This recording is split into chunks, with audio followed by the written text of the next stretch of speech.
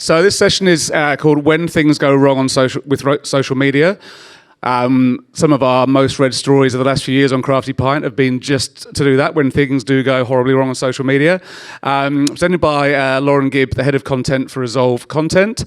Got a 15-minute presentation for you now, and then we'll take some questions from the floor. Lauren, over to you. Thank you. That was a bit of a weird. I was like, wait, I'm already up here, you're down here. Oh no, the introduction's not going to work. Yeah, exactly, that's true. But thank you guys for having me. This is obviously really exciting. When I got told I could come and talk at this conference, obviously beer conferences are much better than the usual social media conference, a little bit more interesting. So yeah, very excited to be able to talk to you today about social media, how to manage it, and also how to manage when things go wrong, which is ultimately can be pretty scary situations. So the more you can get kind of used to that risk, the better we'll kind of be moving forward. Alrighty. So in general, social media obviously thrives on scandal, right? Think about when you're on social. What is it that is driving you? What are you actually looking at it when you're on there? It's usually some kind of comment section. You go down and you go, oh, that's interesting. Or some celebrity drama or something like that. It drives and thrives on that. And it's kind of just human nature. But while it can be kind of entertaining, and obviously you can spend hours on there just being entertained by that kind of drama, on the flip side, it can be dangerous if you're a small business. You need to be able to make sure that you're comfortable with dealing with that drama, but also making sure that you don't end up in there, which ultimately can trip us up sometimes. So first off, I'm just going to take you through some examples of some scandals that have happened in the last couple of years. Does everyone know who this lovely lady is? No. So this is Emily Ratajkowski, sometimes referred to as the most beautiful woman in the world, so I'm surprised some of you don't actually know who she is.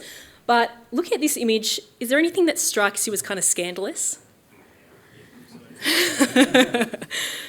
I mean, you're probably not looking at the same thing I'm looking at, but what she got in huge trouble for is the way she's holding her baby. So in general context, she had the baby with this photo about 3 months earlier, so it's quite a little kid. Ultimately, what she didn't realise when she posted this photo was she was going to get in very hot water for the way she was holding it. Considering she'd just had the baby and her audience are all women, or mostly women, it really didn't go down well. This photo was taken in 2021, so it was actually quite a long time ago, but this image that she posted, probably not thinking about it at all, has followed her, and it's now 2023 and you're still seeing memes on social media and TikTok about how she holds her baby and how bad it is. So for something that was at face value not that crazy, it's turned into something for her that's going to follow her for the rest of her time on social media.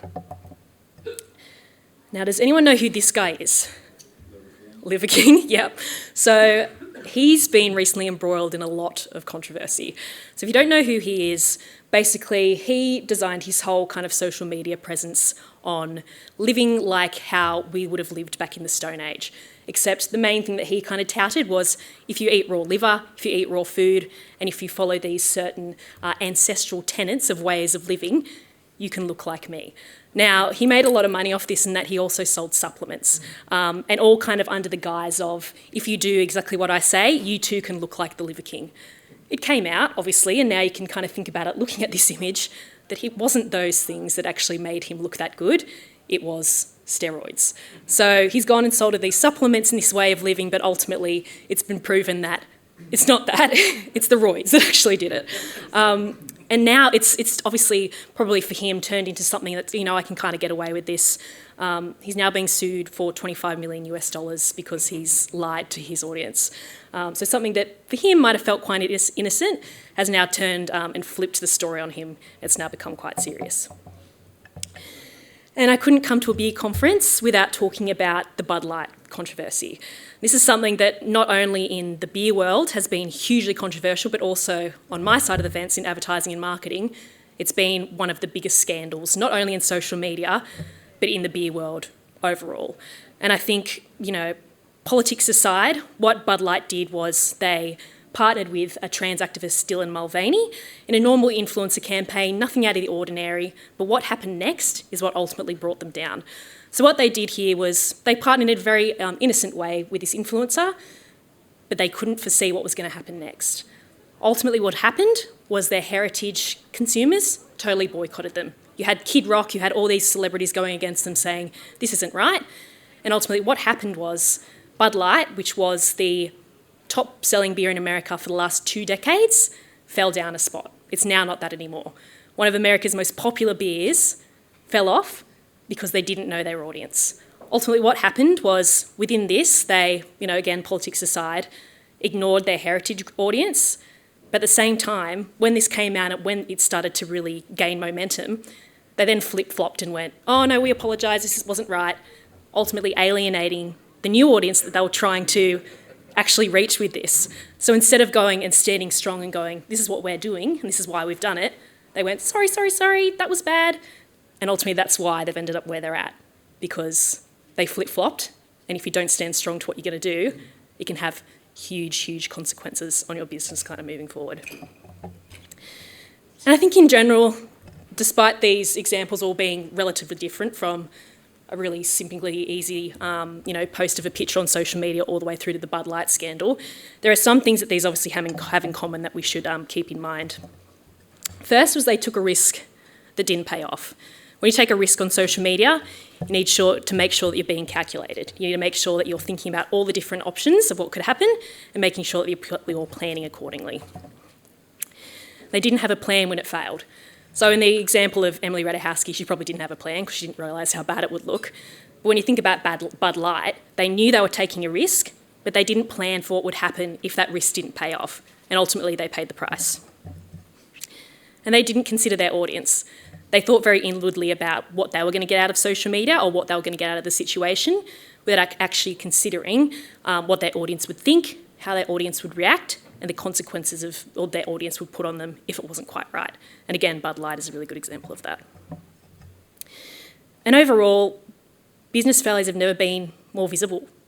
When you're on social media and something goes wrong, it's real time, real life, real people, real eyeballs on your issue. And whereas 10, 20, 30 years ago, if something went bad, within traditional media channels, you could play it down or, get a PR agency to work in there and get in there quickly.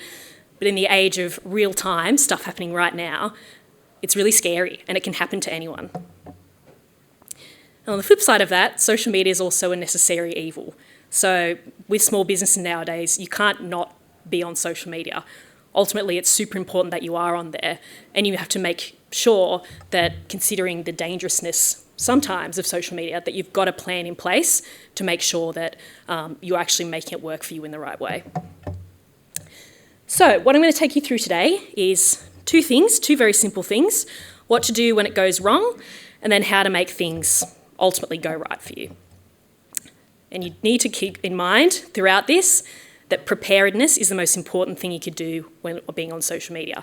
Not only in a negative way, being prepared for if something is to hit the fan, but also in a positive way. Having a plan to talk to your audience in a specific way that is ultimately going to be better for your brand and help you engage with your audience on a better level.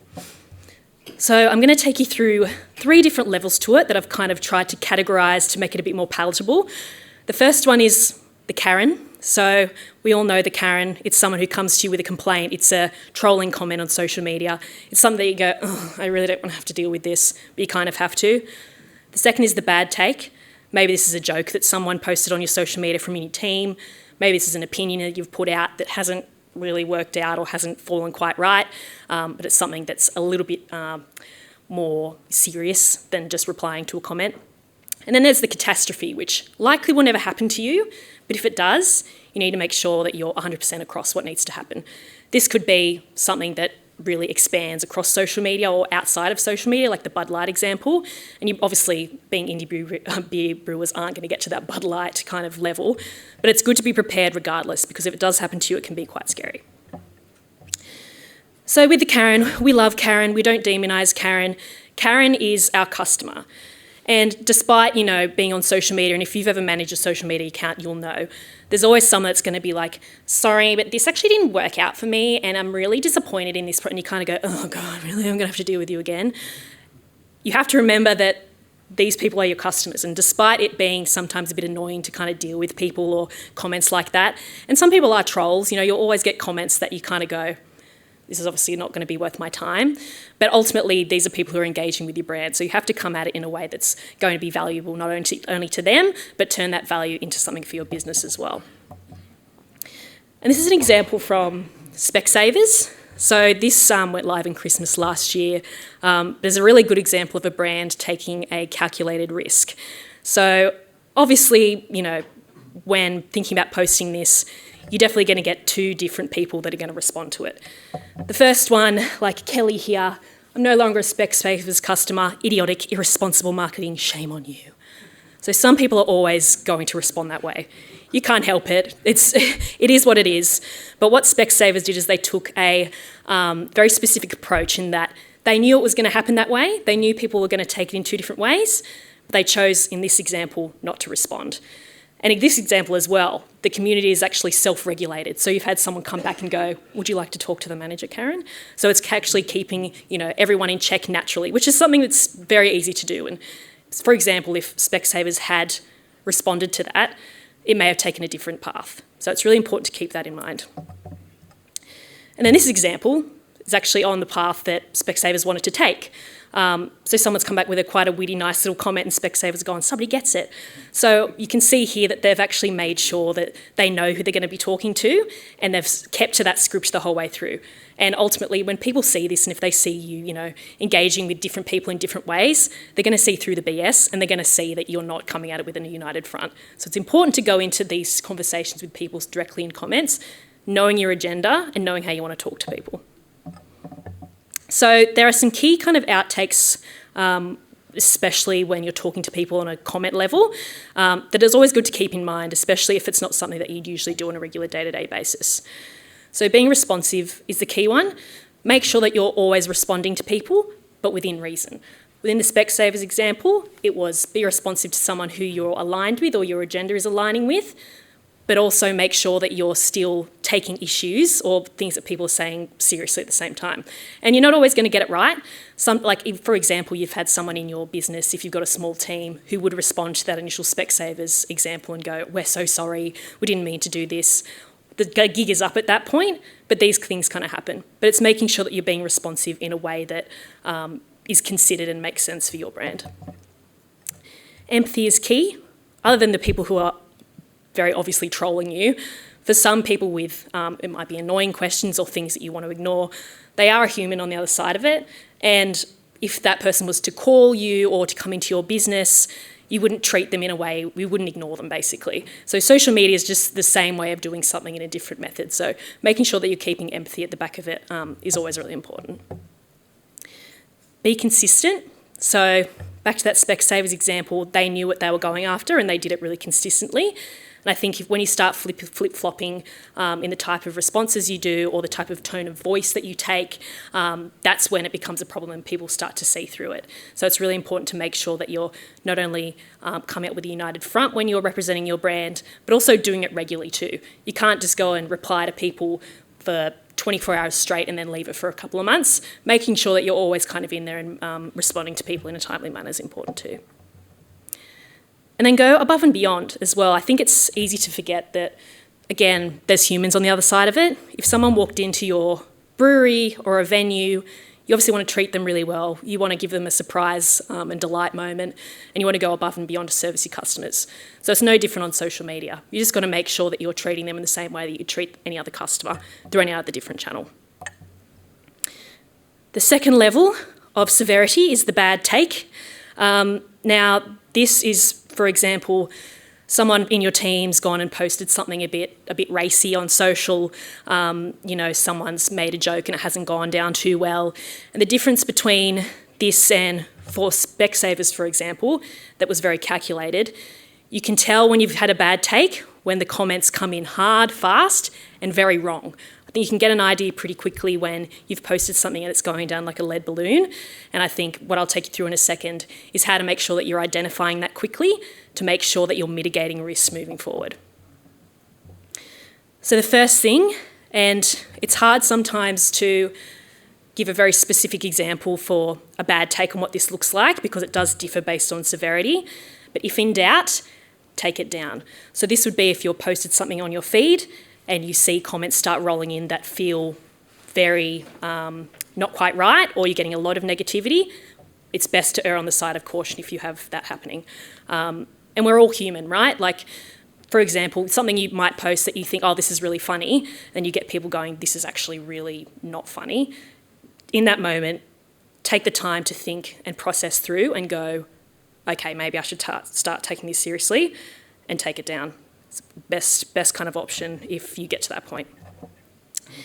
Once you've done that, it's really important to take accountability. So if it is something that's gone really quite bad, people are going to expect some kind of response. So whether that's posting an apology, whether that's reaching out to someone in a direct message to go, I'm so sorry about that, this is what we're kind of doing to make sure we don't do that again. People can smell BS a mile away. So if you're not being super upfront about what's happened, you're not taking accountability straight away, people will smell it. And ultimately, it's really bad for your brand in the long run if you don't take about accountability kind of straight up. And then plan ahead. So this can happen again. If you have many people in your business that are running a social media, if you have lots of different people at all different points engaged with you, it could happen again. But what you need to make sure is internally you all kind of come to the agreement on what went wrong, how can we not do that next time, and how can we plan to actually make it better. So it's about looking internally after something like that happens, identifying where the issue was, and planning ahead to make forward or make sure it doesn't happen again moving forward. And then there's the catastrophe. So this is highly unlikely to happen to any of you, to be honest. This is only when something really bad goes wrong. And I'm not going to say it won't happen because it could, it likely won't, but just in case, it's good that you have some tips to kind of take away to have in the back of your mind if it does. Now, a catastrophe in terms of scale of severity would be if something happened where it's gotten picked up by a media channel, it's gotten picked up by an influencer, you've got a video that's going viral from someone complaining about your product, something's gone wrong, something's happened at a venue, something's happened at a brewery, but it's something that gets out of your control quite quickly. And once something, as I say, once a fire starts to burn, it can be hard to switch it off. And ultimately, this is really the thing, if it gets to this level, that can be reputationally very, very bad for your business. So it's really important that you take this kind of issue, if it arises, quite seriously. So from the fire thing, I've put into a stop, drop and roll, very creative, obviously. But basically what happens here is, if this happens to you, it can be really scary, right? You can go, oh my God, like this has just turned out of control. I don't know what to do. Stop, take a minute, think about what's happened, and think about what you can do to manage what happens next. Ultimately, at this point, it's about sitting with yourself, sitting with your team, thinking about, okay, what's gone wrong? Where did it go wrong? Who made this issue happen? And what can we do now to come together to figure out what to do next? Drop, start to work through it. So crafting a response and reaching out for help are the key things here. If this does happen, and depending on how bad it is, reach out to people you know, whether that's another business who has gone through a separate issue, someone you trust, an agency, whoever it may be, talk to someone who you trust to help you figure out the issue. Often when it's your own business and something's gone wrong there, it can be really, really stressful and you're probably not thinking straight. So make sure you're reaching out to someone to get the best kind of help necessary to really think about what that next step is going to look like for you. And then roll. So get it rolling, get it done, sort it out. This is where you've had a chat with the people that you trust, you've come up with a response, whether that's reaching out to the IBA, an agency again, or a business, and ultimately at this point it's facing the consequences. So ultimately, if you're, again, dealing with an issue this size, it's a reputational risk to your business. Sometimes at that point, you kind of just have to face what's happened. But ultimately, how do you turn that and turn it into something that may not be best or may not take you from here to here, but something that's going to get you back to that base level?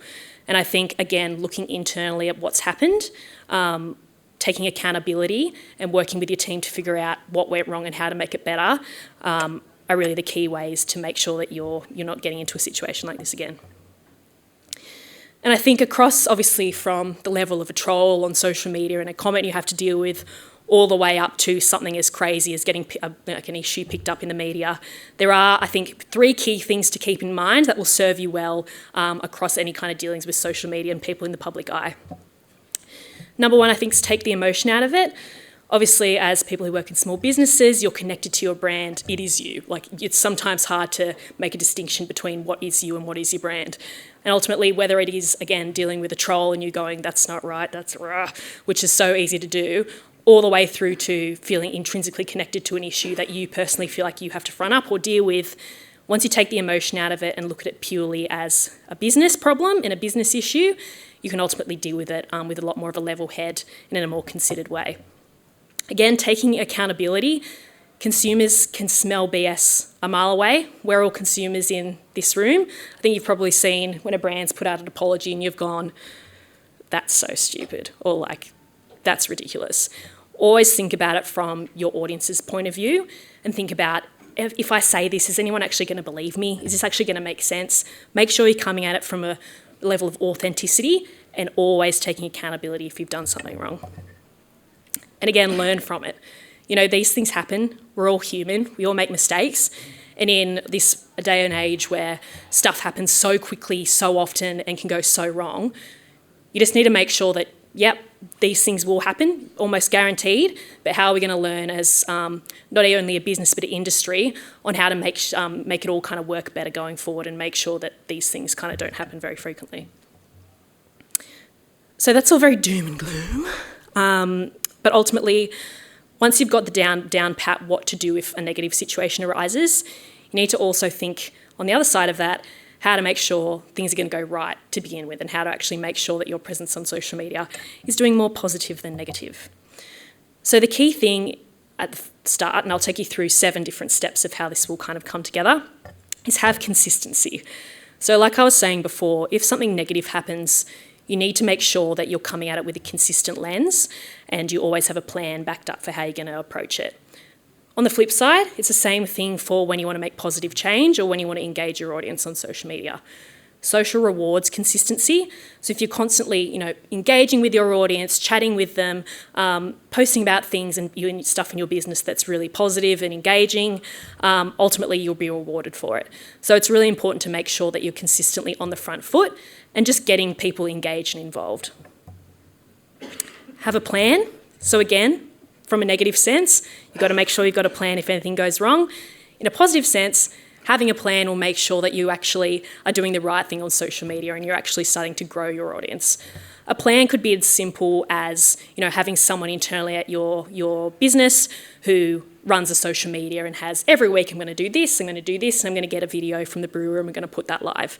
It can be as simple as that, but it makes sure, again, that you have that consistency, and it also makes sure that, you're constantly having a new different take or focusing on something interesting that you're doing as a business.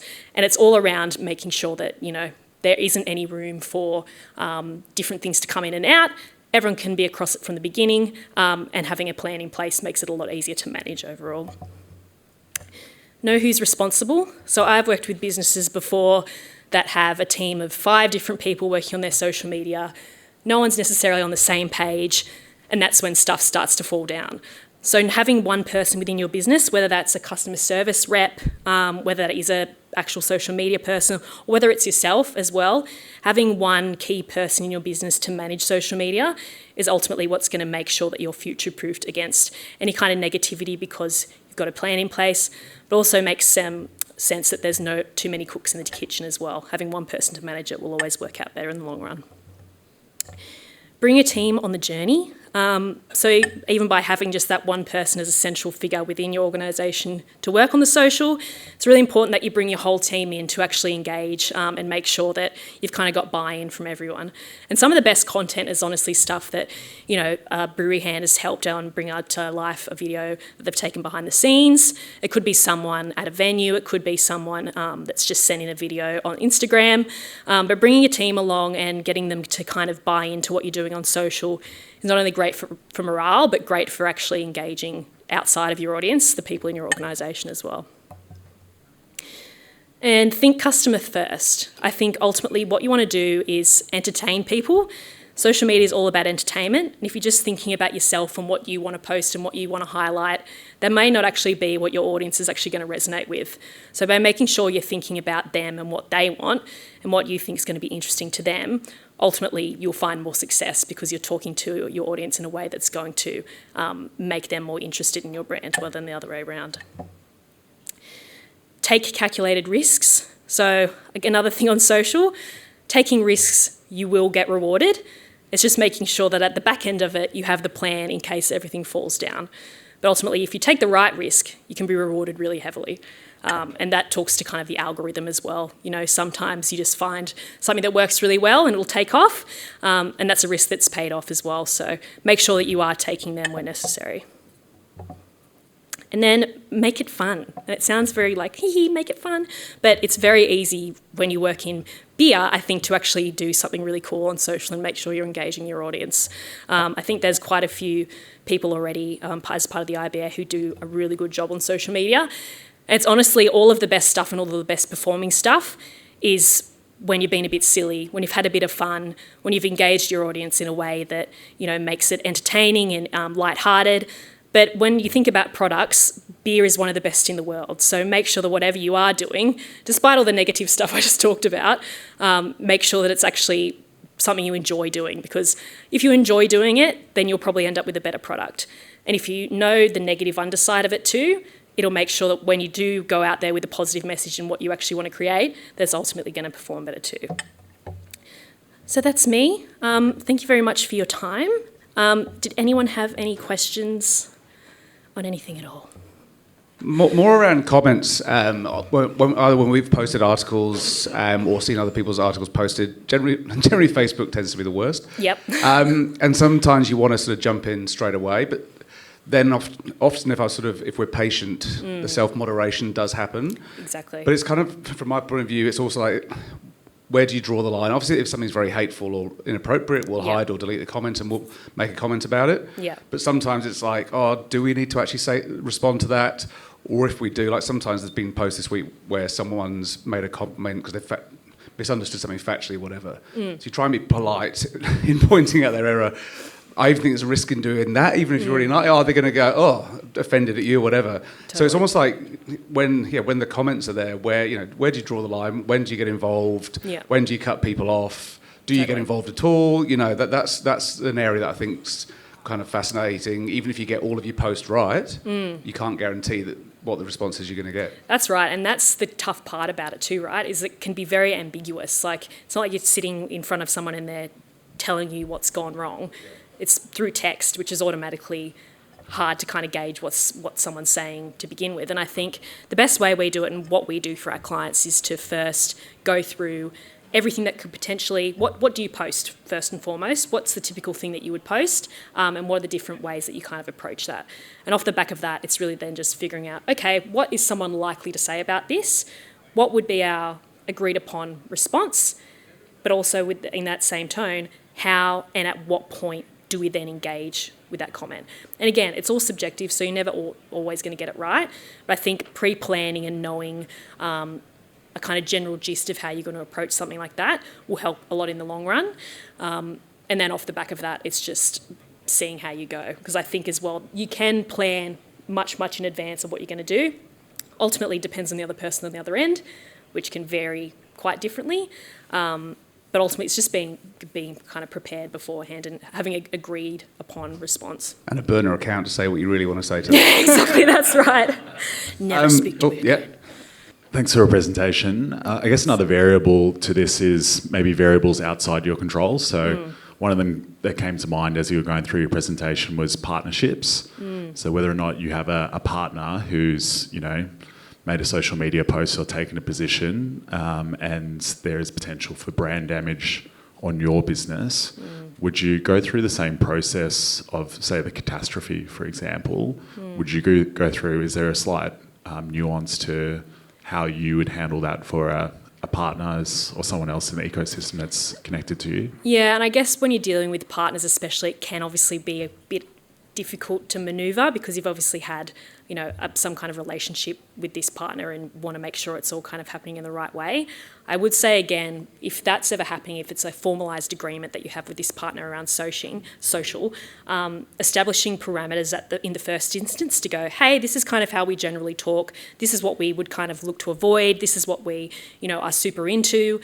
Just to give them an idea from the first point of how you expect to be able to work in this partnership from a social perspective. If it does get to a point where it goes wrong, I think ultimately first point of call is always get them on the line and go, hey, not sure we're aligned with that. Would really appreciate it if you took that down, or if you, took some, kind of steps to make sure that this doesn't escalate any further. And then after that, it kind of depends on how they react in that situation. But I think it's always it's communication up front in that sense, making sure that you're always being super upfront with your expectations with them, but also, having that ability to, and comfortableness with them to say, hey, this hasn't worked out. Where can we go from there? Yeah. Other one over here. Lauren, hello. Great presentation. I've just got a question for you. When have you seen an example where you've taken a catastrophe scenario and actually turned it into a positive? Is there any way of doing that at all to salvage the sinking ship? Yeah. I think with the catastrophe, it depends how far it's gone, right? If it's something that has gone as far as the Daily Mail or the Sunday Telly, you're already so far in how many people you've reached that it can be quite hard to turn that into a positive. I think at that point, unless you've got a really great PR team who have a kind of line in with those journalists and people, it is going to be quite hard to turn that around. Definitely at the bad take level within the social media arena, it's definitely positive to do that.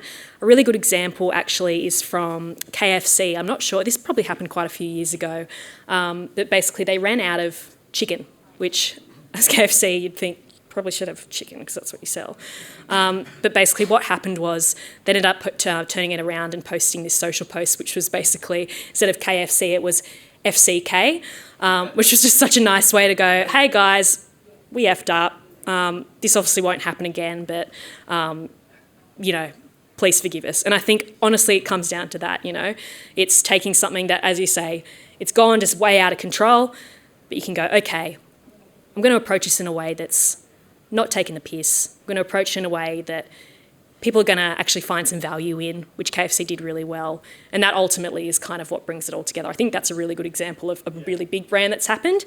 But if it does happen to you as well, it is possible. But again, you just have to make sure that you're taking those steps in the first instance to really think about, okay, what have I done wrong? What can I potentially do to turn this around in a way that's authentic to me? And isn't going to have people going like that was silly. So, yeah. Great. I think we're done for time in here now. Great. Thanks very much, Lauren. Thank you very much. Thank you. Great presentation, and see you back in here.